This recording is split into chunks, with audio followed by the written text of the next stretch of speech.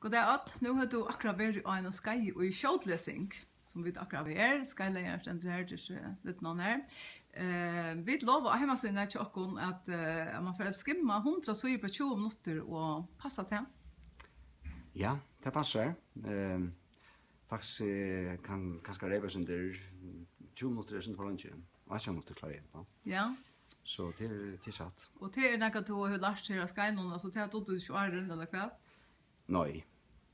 Kan jeg ganske hårdt om tåtene, men det er ikke noe for det måte at undervisa og fikk noen samfunn om at bruke de metodene å lese på. Så sånn man skjøter. Ja.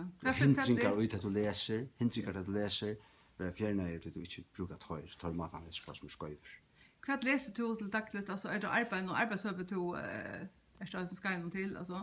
Ja, jeg bruker dette i første omfærd særlig til Atlantekst som för jag ska sätta mig i en ting som titlar det längre till att läsa. Det är inte mycket till att läsa. Men det är bara för skoj att läsning är så näck och texter är det såna slävtexter. Ja. Och det är lösning på all slävtexter.